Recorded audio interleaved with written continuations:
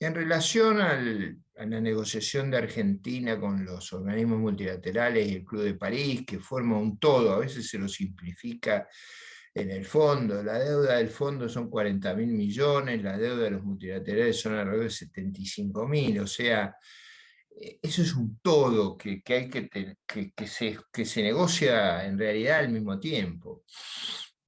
En esa línea, hace mucho tiempo atrás, yo establecí en innumerables exposiciones públicas la importancia de un acuerdo. El acuerdo despejaba, yo diría, tres órdenes de problemas.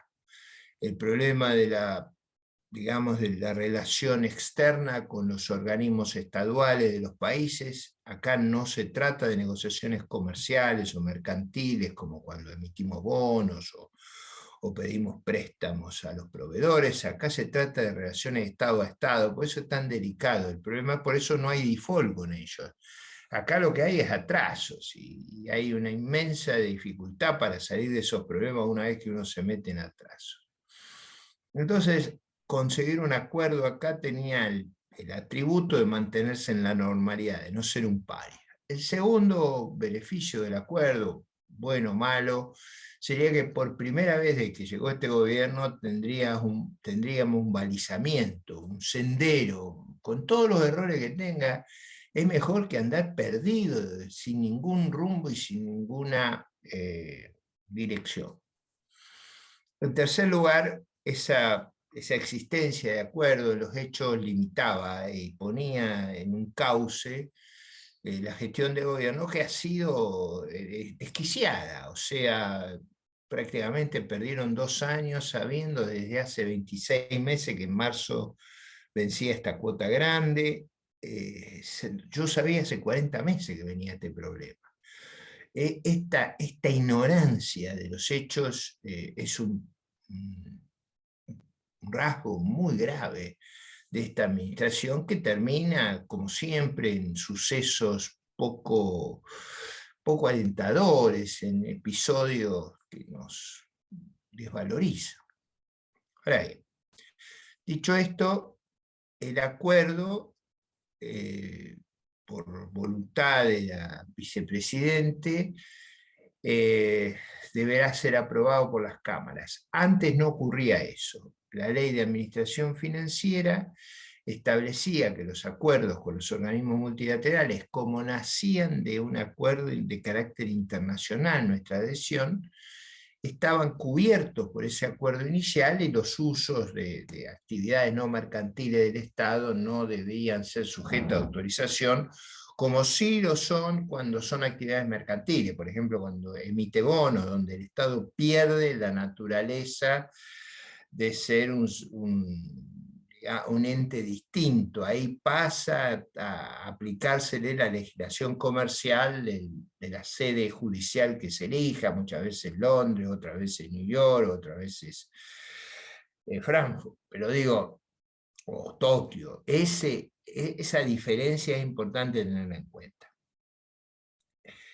Cuando se hace la ley para que pase por el Congreso de la Nación, el diputado Laspina, en una intervención célebre a esta altura, dice con mucha precisión la Constitución, un argumento constitucional, que es que el Congreso autoriza el endeudamiento, no autoriza la política económica. La política económica en un régimen presidencial es monopolio del Poder Ejecutivo. Argentina es un régimen presidencial, como es Uruguay, como es Brasil, como es México, como es Estados Unidos, como es Perú, como es Colombia, como es Chile. Nos puede gustar o no, pero somos un régimen presidencial. En el régimen presidencial, la autorización del Parlamento no tiene voto de censura, es decir, no tiene la necesidad de aprobar la política económica. Eso es importante porque en este debate lo que tiene que quedar claro a todo el mundo es que el Congreso de la Nación, en la Cámara de Diputados y la Cámara de Senadores, lo único que va a aprobar es la facultad de renovar la deuda. En el software equivocado, Cristina, estaba que le avalaran el acuerdo. Por supuesto, eso no tiene sentido, porque para avalar habría que haber trabajado en él y había que haber sido parte de él. No es funcional a nuestro sistema de gobierno. Eso viene de la enorme confusión de cómo funciona un régimen parlamentario. En un régimen parlamentario los ministros son diputados. Entonces ahí, claro, ahí van al testeo y van a votar si tiene voto de censura o no. Por ejemplo, ahora Boris Johnson se está escapando del voto de censura en el Reino Unido por problemas como la festichola de olivo. Vamos a ser claros, no son los nuestros los únicos que hacen cosas que llaman la atención. Pero bueno, pero no se logran juntar los votos de censura, por eso sigue Boris Johnson. Y digo, este es el tema. En esta cuestión de la política económica o de la carta de intención, el Congreso lo único que puede hacer es avalar el endeudamiento. Por supuesto, como no se conoce bien el problema y como tenemos otros defectos, a ver, voy a tratar de hacer una explicación técnica de cómo debería funcionar. Aprobado el endeudamiento, con la carta de intención seguramente habrá iniciativas legislativas. En ese caso, sí, los diputados y senadores, cuando vengan las leyes, deberán hacer su opinión, su oposición, su respaldo, etc. El problema institucional grave que yo he tratado de que se entienda y se arregle es que no tenemos presupuesto. En la carta de intención hay subyacente un presupuesto. ¿Qué es lo que debería votar el Parlamento? El Congreso de la Nación debería votar el presupuesto. Ahí sí, en nuestra institucionalidad corresponde. No la carta de intención, sino el presupuesto. No la carta de intención, sino las leyes. Ese es el rol del Congreso. Ahí es donde se ven las mayorías. Ahí es donde se deben juntar los votos. Ahora, esta enorme confusión también ha sido creada en parte por los diputados que han pedido detalles. Ahora, ¿por qué piden los detalles? Por una curiosidad lógica. Cuando yo digo curiosidad, hay gente que se enoja, pero es la curiosidad lógica de los representantes del pueblo y de las provincias, que no tienen la menor idea de dónde va el gobierno. Y como saben que ahí hay un documento que revela el camino, que revela digamos, la ruta buscada, no el plan de vuelo, tenemos que conocer el plan de vuelo, los diputados dicen, no hay que saber precisiones, no porque sean esenciales al voto, sino porque es la única forma de analizar la gestión de gobierno. Y ese debate va a estar, pero es irrelevante al voto y no debe ser tomado como apoyo o no apoyo. Va a haber una discusión sobre la carta de intención. Yo desde ya les anticipo mi visión. La carta de intención es un programa pragmático, como dice el director del hemisferio occidental del Fondo Monetario, que trata de ver cómo un gobierno, no lo dice él, pero yo voy a agregar, un gobierno desastroso como este pueda llegar a diciembre del 23. Entonces, van a tratar de ponerle muletas para que arrastrándose llegue. En esa línea, yo no estoy de acuerdo con el programa implícito. ¿Por qué no estoy de acuerdo? Primero, porque no prevé reformas esenciales en la Argentina. Y si algo necesita una Argentina que hace 15 años que no crece, son reformas. Reformas en el sistema cambiario, en la inserción externa, en la cuestión laboral, en la cuestión previsional, en la cuestión de las empresas públicas, en la cuestión de las regulaciones, en la educación, en la salud, en la asistencia social. Nosotros tenemos 3 millones de planes de trabajo que distorsionan. No sé si ustedes han escuchado el caso del limonero, que tiene 80 hectáreas de limones, y hay un montón de gente que no trabaja en las ciudades cercanas y viven de los planes, y él quiere que lo vayan a ayudar a recoger los limones, en blanco o en negro, pero que le saquen los limones, y no logra que nadie vaya a trabajar. Ese es un problema que tenemos. Entonces, dada esa terrible distorsiones, yo no estoy de acuerdo con el programa que está en la carta de intención. Segundo, la carta prevé colocaciones de deuda. Este ha sido el gobierno que, al revés de lo que dicen, más ha endeudado al país. Ha endeudado al país en 150% del préstamo del fondo. O sea, endeudaron al país en 60.000 millones, el préstamo de 40.000. O sea, nos pasamos discutiendo una cosa menor en lugar de ver los problemas. ¿Qué es lo que hacen para llegar estos 2 años, además de no hacer reforma? Meten una enorme cantidad de deuda. Yo calculo que la deuda que van a colocar va a estar en el orden de 25.000 millones adicionales, 30.000 millones. Por eso no estoy de acuerdo con eso. Yo creo que cuanto antes hay que corregir los desbalances y no tratar de pasarle todo al gobierno que viene.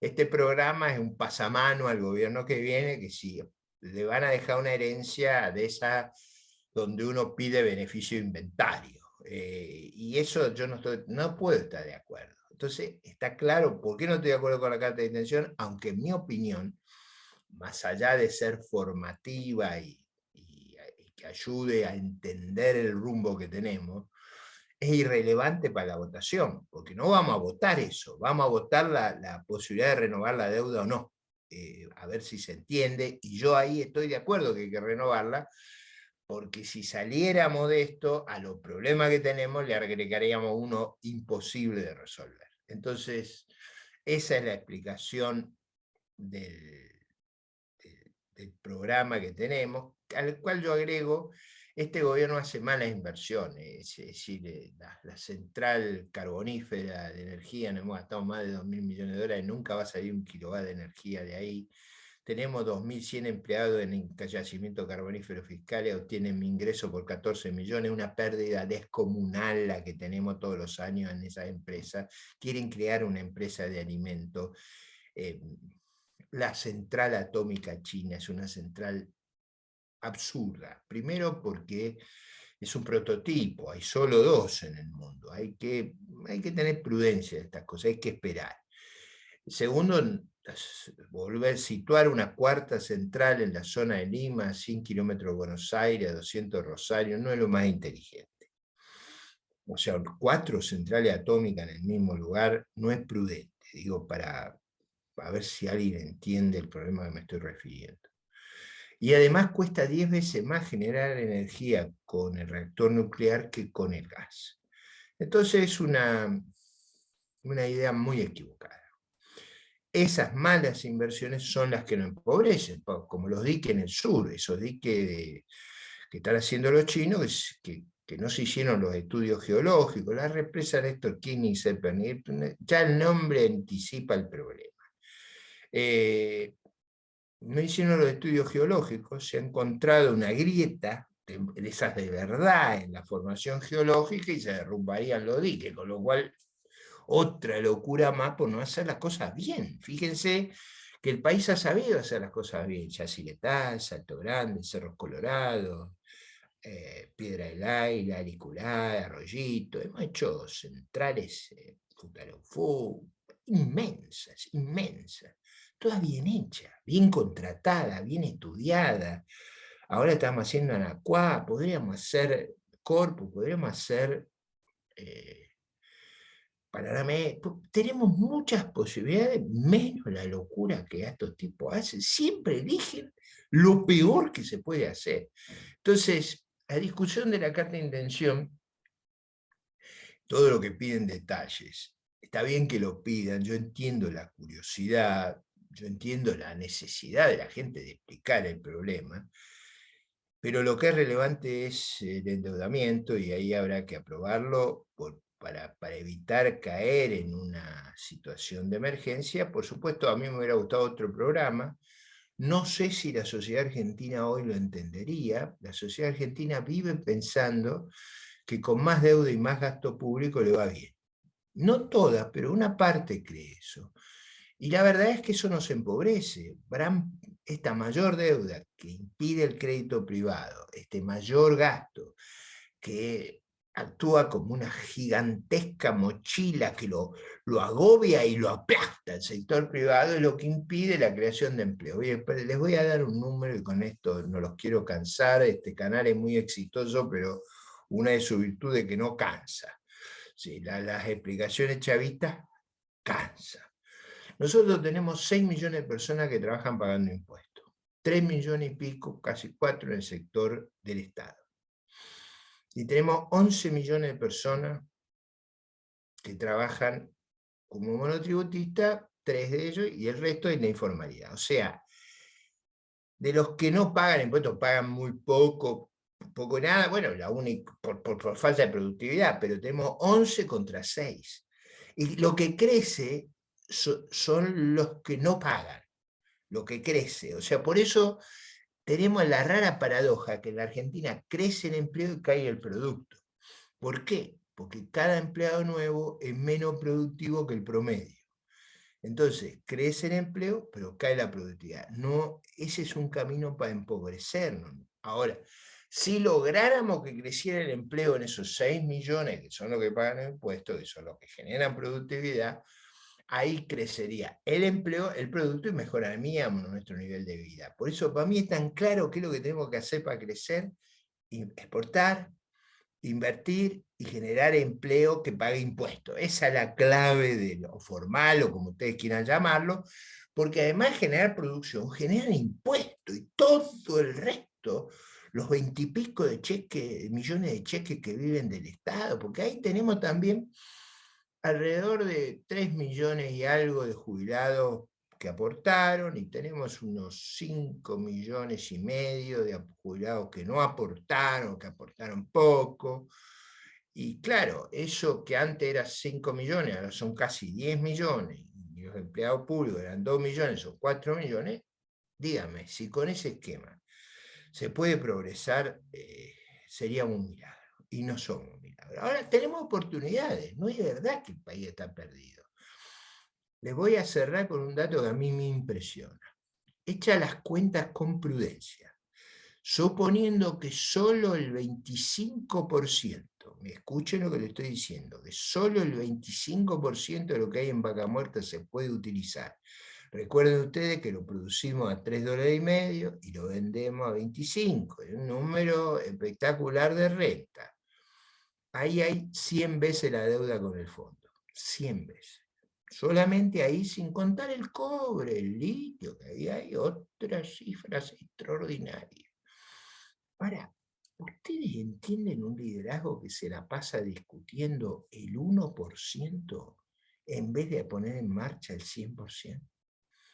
¿Por qué pasa eso? Bueno, yo tengo una explicación que me dijo un líder de kirchnerismo. Dice, es que con nosotros no quieren venir, porque ya lo robamos varias veces.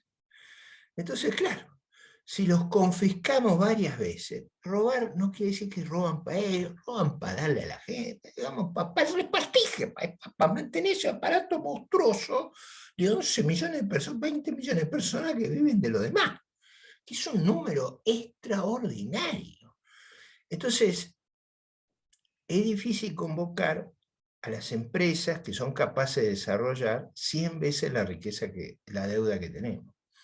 Ahora, imagínense el potencial que hay ahí, porque la gente cree que el gas va a sustituir al gasol, va a sustituir digamos, a combustibles de menor jerarquía. No, por supuesto que va a hacer eso. Ahí hay como 100 millones que pueden generarse de metros cúbicos diarios, para tener una idea.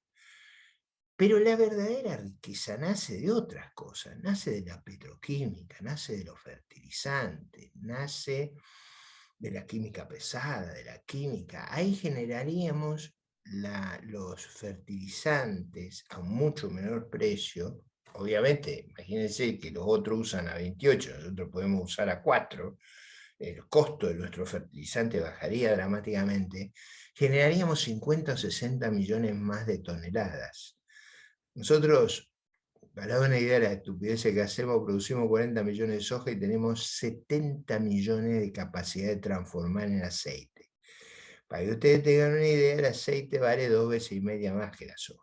O sea, todo es riqueza que hay ahí en potencia. Ahora, todo eso ocurriría si pudiéramos movilizar la riqueza. ¿Por qué no lo hacemos? Bueno, porque es un liderazgo disparatado. Disparatado. Ustedes me dirán, pero somos el único caso. No, Venezuela es peor que nosotros. Venezuela es el doble de rica que nosotros.